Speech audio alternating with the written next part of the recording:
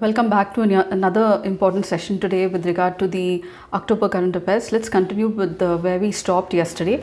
And so let's look at the next important sets of issues that are important from the UPSC preliminary examination.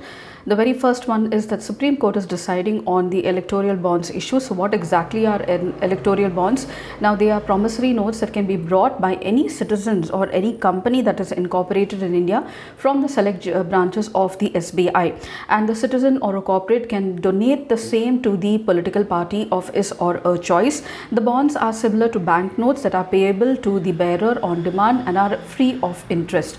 Now the individual or the party is allowed to purchase these bonds digitally or through check, so two ways.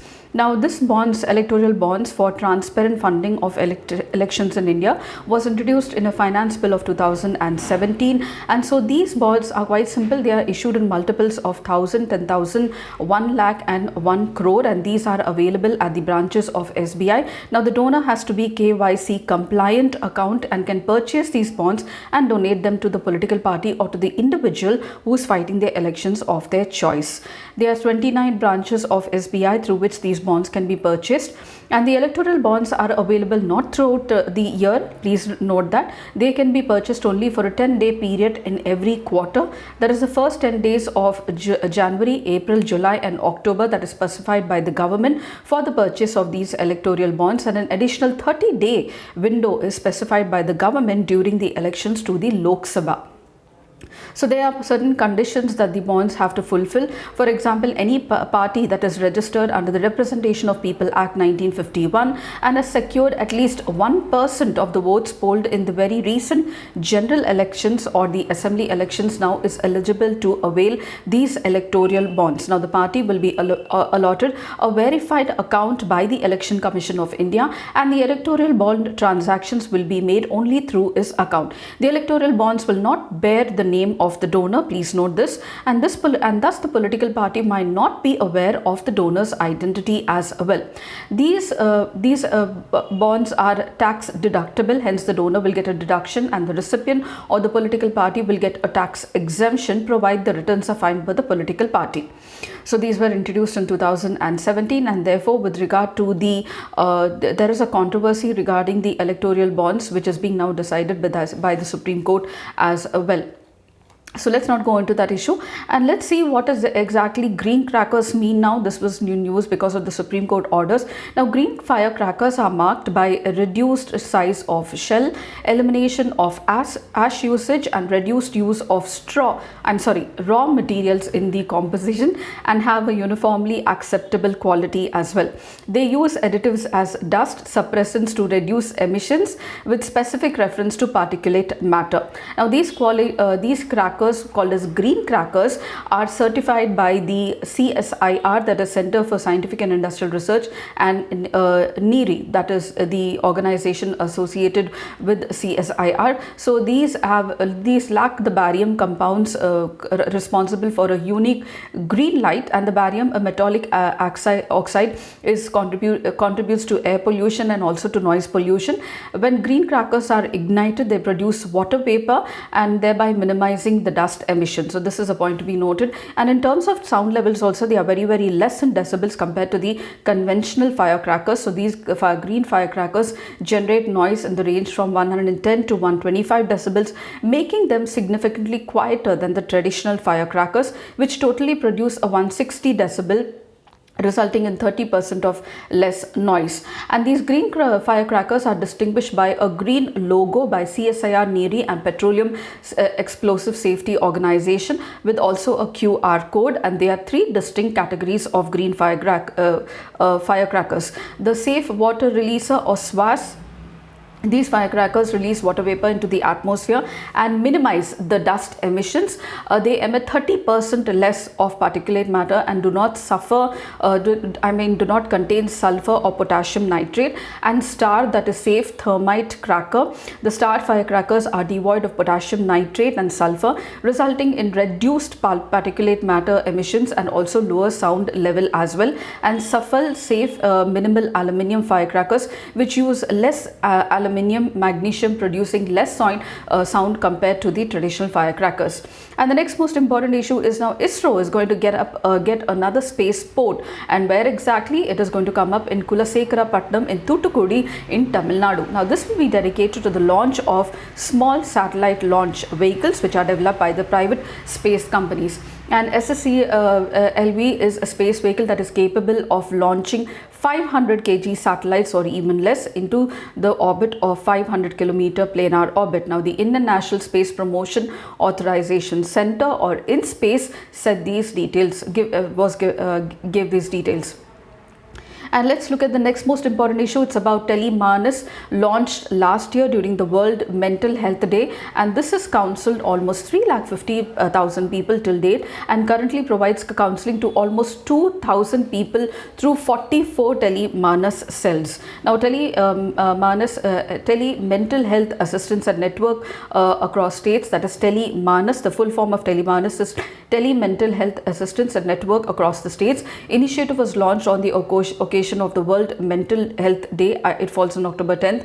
Telemanas aims to provide free mental telehealth services all across the country in a round-the-clock manner, particularly catering to the people from the remote areas. Now, the program includes a network of 23 telemental centers of excellence, with NIMHANS being the nodal center and the Indian Institute of Information Technology of Bangalore providing the technology support. Now, IIT Bangalore and National Health System Resource Center NHRC provides the technical support. And the next most important issue is a protocol now that has been launched by the Ministry of Women and Child Development for management of malnutrition in the children, and this was launched by the Ministry of Women and Child Development. It provides a 10-step guideline for identification and management of the malnourished children at the Anganwadi level, including decision making of referral, nutrition management and follow-up care as well. Now the guidelines include growth monitoring, appetite testing, nutritional management of the malnourished children and follow-up care of the children who manage to achieve the requisite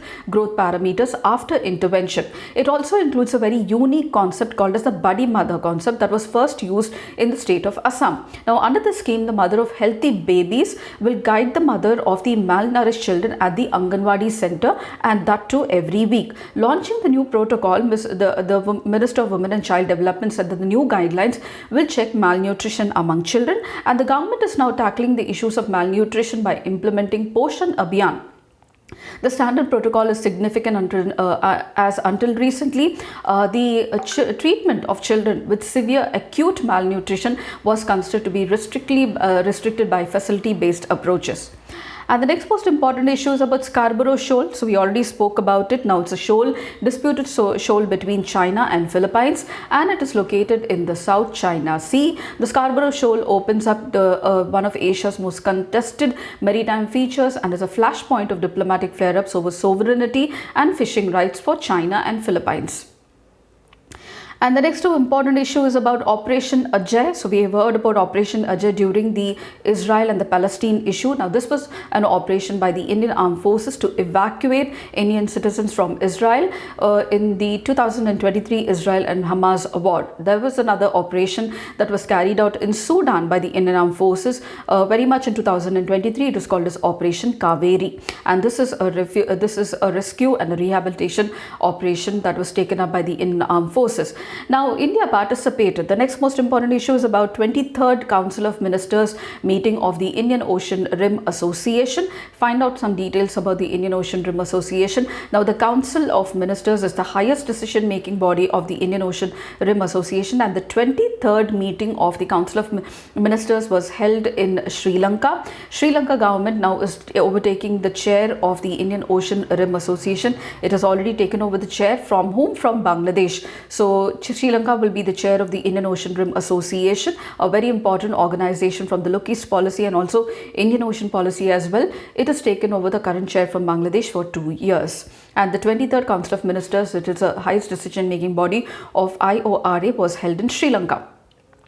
And another most important issue is with regard to digital pacts that the cabinet has signed with France, Trinidad and Tobago and Papua New Guinea. So these are about digital technology. The MOU with France furthers the country's stated cooperation goals such as 2019 Indo-France roadmap on cybersecurity and digital technology. We are already celebrating 25 years of strategic cooperation with France, and we have a program called as Horizon 2047, which lays the roadmap for the next 30 years of cooperation between India and France. And now this digital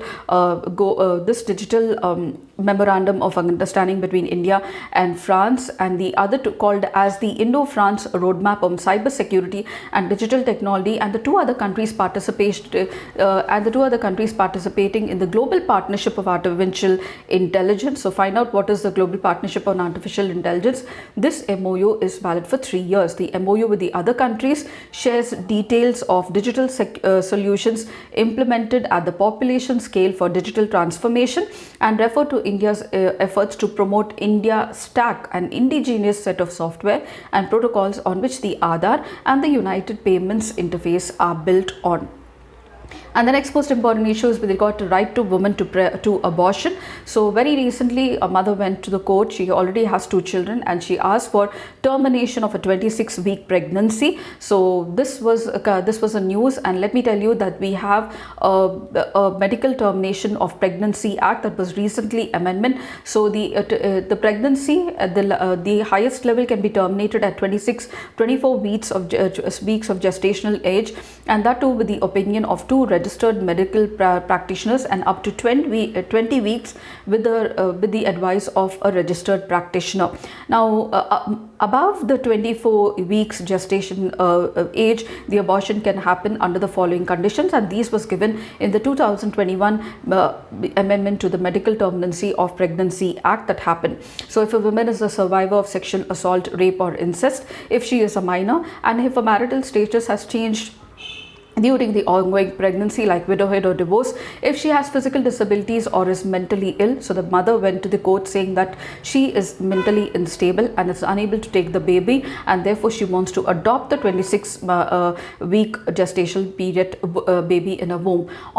So this is one of the conditions, and on the grounds of fetal malformation incompatible with life, or if the child is born and it would be seriously handicapped, and if the woman is in humanitarian settings or disaster or emergency situation that is declared so by the government. So these are the grounds on which a pregnancy can be terminated above 24 weeks. And let me tell you that the Medical Termination of Pregnancy Act was brought out in 1971. In the wake of 1960s, there was a high number of abortions that were taking place, and the government ordered the constitution of a Shantilal Shah committee to deliberate on the legislation of abortion in the country, and in order to reduce maternal mortality that was happening because of unsafe abortions. Therefore, the Medical Terminacy of Pregnancy Act 1971 was brought out at that very time, and this law is an exception to the IPC provisions of 312 and 313, and therefore we have medical termination of pregnancy up to 20 weeks on the advice of a single medical registered practitioner, and 24 weeks by 2 registered medical practitioners. And the next most important issue is with regard to the IT rules of 2023, which provide for a fact-checking unit. Now this fact-checking unit will identify the fake and the misleading information about the business of the central government, and will demand to remove it also from online platforms and any other source as well. There was criticisms about the fact-checking unit because already the PIB or the Press Information Bureau is already doing this job. But however, if the Ministry of Information and Electronics and Technology takes over this role of forming a fact-checking unit, then there is a debate that the government will become an agency to invade the privacy and violation of the rights to expression of the people as well, which may be misused. So let me tell you that already PIB is performing the role of a fact-checking unit. And the next most important issue is about the Belt and Road Summit that happened in China. Now the Belt and Road Initiative is also called as One Belt One Road Initiative, and it is a set of global infrastructure development program by the Chinese government that was enunciated in 2013, and it is the brainchild of Xi Jinping. So it is Xi Jinping's foreign policy, and the BRI forms a central component of Xi's major country diplomacy strategy. It consists of two components, the land component and also the maritime route as well. Recently it was the news because Italy pulled out of the BRI partnership with China, and Sri Lanka is getting a Chinese nod for the debt restructure with IMF. So find out some details about IMF as well. Apart from that, we have the Archipelagic and Island States Forum meet that occurred in Indonesia. This forum is a platform to discuss and address common problems faced by the archipelagic and the island countries. Now, the Archipelagic and the Island State Forum is a platform designed to include 51 archipelagic and island states all around the world to take part in a collective forum designed to address sustainable development issues. And a high-level meaning of the archipelagic island states is one of the crucial parts of Indonesia's maritime diplomacy that finds its roots in the so-called Badung spirit born out of the Asia-Africa Conference in Badung, West Java in 1955. And this is all for this session today with regard to October current affairs for your upcoming preliminary examination. If you did like, please do like, share and subscribe, and don't forget to comment, and I shall see you tomorrow in another post, and until then, it's happy learning.